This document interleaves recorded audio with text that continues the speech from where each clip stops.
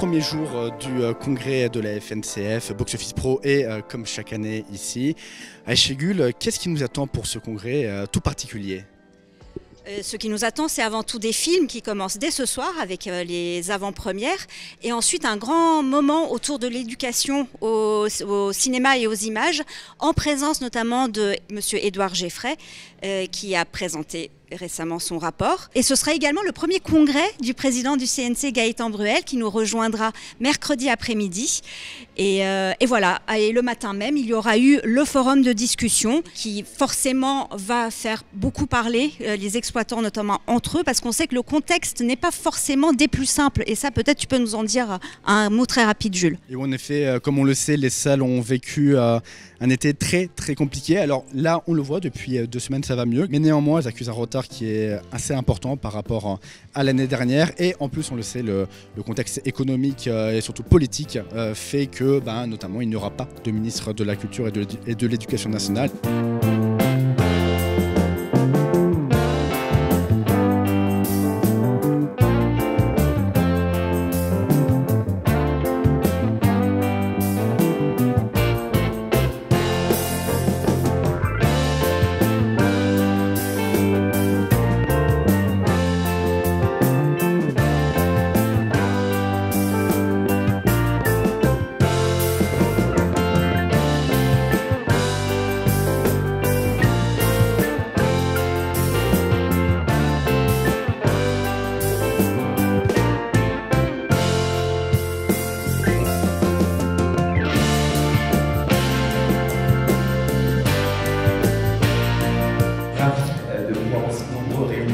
Ce matin, et je vous remercie évidemment sincèrement pour le temps que vous consacrez.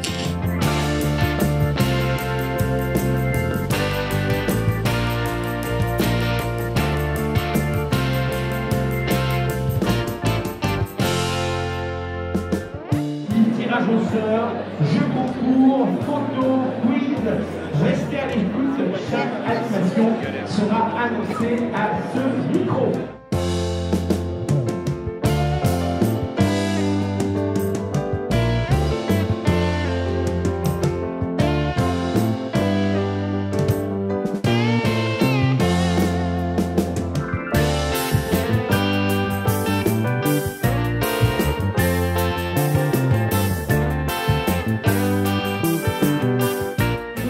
Tous ceux qui ont contribué à la belle aventure Box Office Pro.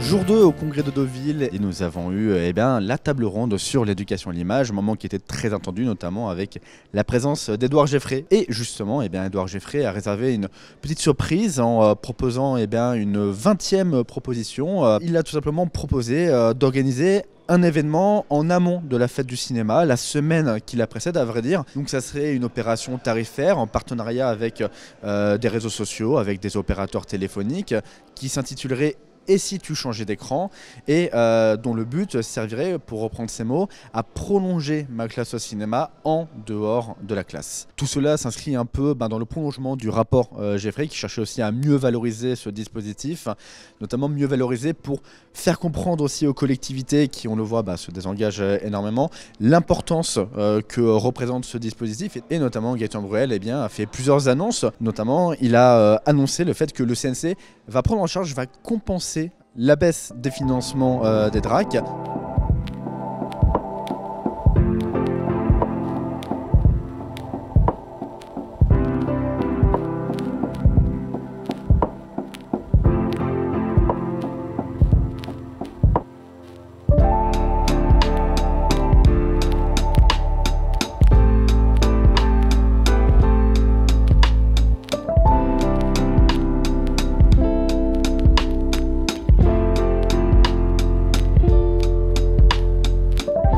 Ça fait 3 années de suite que Disney est présent au Salon des Exposants avec un stand.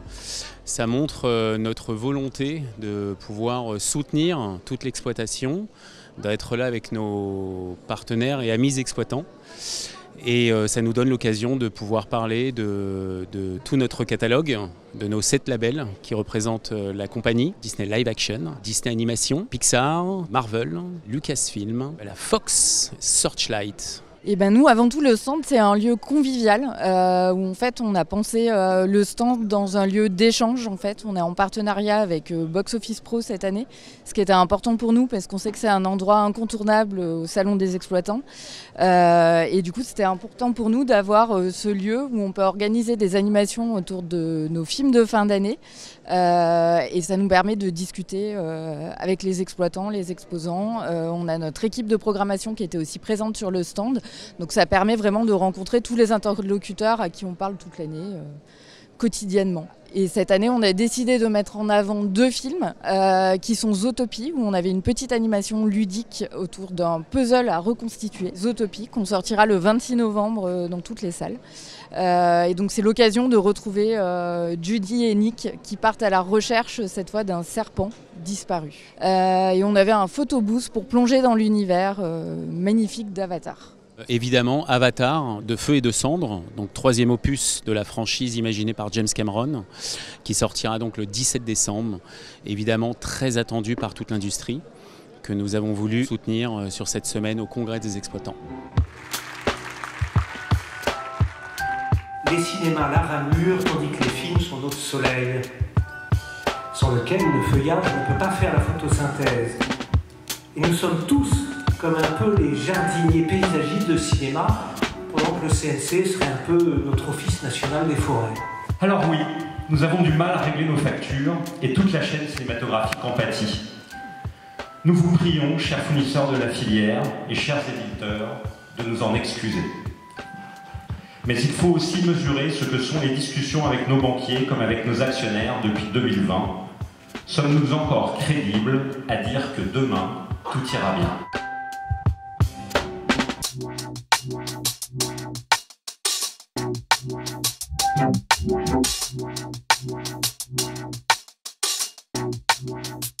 Jour 3 du congrès et jour extrêmement important car jour de rencontre avec les pouvoirs publics. Mais avant ça, déjà ce matin, nous avons eu le forum de discussion où toutes les branches ont pu rendre compte de leur détresse générale quant à la situation.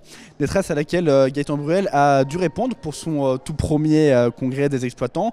Et le président du CNC a fait 2 annonces majeures. Tout d'abord, l'activation d'une cellule d'urgence pour écouter au cas par cas les exploitants, essayer de trouver des solutions concrètes et efficaces et surtout trouver les leviers spécifiques à chacun et chacune.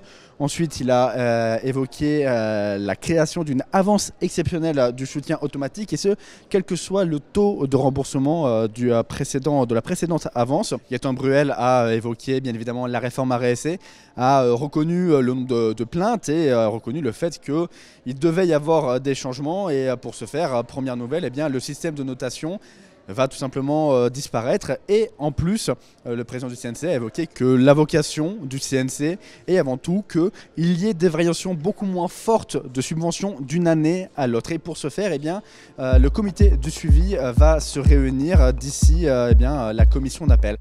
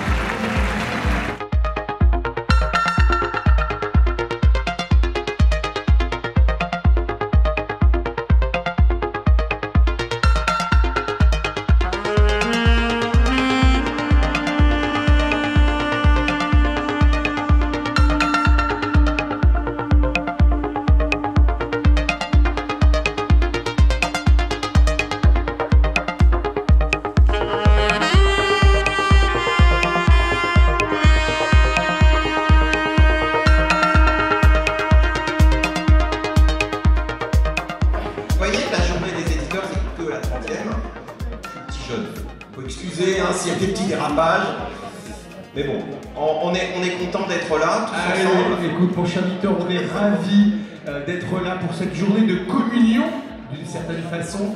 C'est déjà un rendez-vous hyper important parce qu'en fait c'est la possibilité pour l'ensemble des équipes de distribution de rencontrer les exploitants, leurs clients, les relations qu'ils ont beaucoup plus personnelles. Et c'est un rendez-vous annuel que l'on ne manque pas parce qu'on y consacre énormément d'efforts. C'est aussi un exercice de séduction. Il faut être clair que nous avons envie de donner l'envie, non seulement aux spectateurs, mais également aux exploitants, de défendre et de promouvoir les films qui leur sont montrés.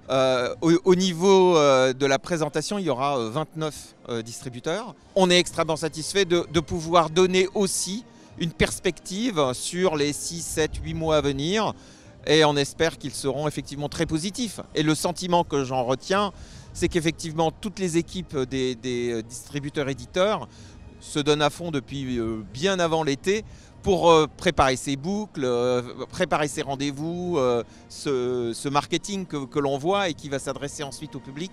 Donc c'est un rendez-vous qui, j'espère en tout cas, à mon sens, a très bien fonctionné encore cette année. Les 2-3 jours de congrès nous ont montré que l'été a été plutôt morose. Mais c'est justement l'objet de ce congrès, c'est de redynamiser en tout cas les énergies, de montrer qu'il y a effectivement énormément d'offres, des grands films, des films qui s'adressent à des différentes populations, mais qui sont à la fois de l'art essai, qui sont du grand spectacle, qui sont de la comédie populaire. Je pense qu'il y en a pour absolument tous les goûts et que l'année 26 va se retrouver avec d'énormes rendez-vous.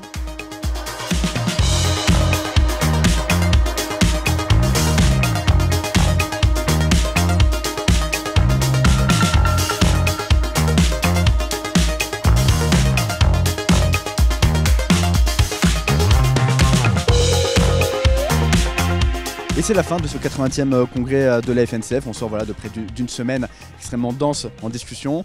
On a eu notamment les 3 branches de l'exploitation qui ont fait part de leur détresse quant à la fréquentation, quant à la situation globale.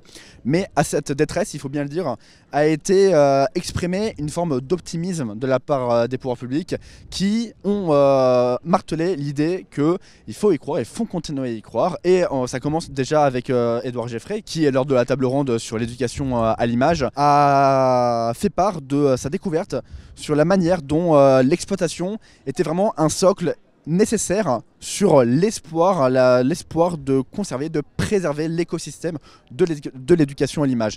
Un optimisme qui a par ailleurs été partagé par Gaëtan Bruel, qui lors de la rencontre avec les pouvoirs publics s'est prononcé sur le fait que, alors oui, les 200 millions, c'est pas réatteignable pour cette année, mais c'est néanmoins possible à terme. Pour ça, il faut continuer à y croire, il faut continuer aussi à prendre des décisions qui vont dans ce sens, des décisions d'ailleurs que le CNC a prises, et on vous invite à retrouver tout ça sur boxofficepro.fr.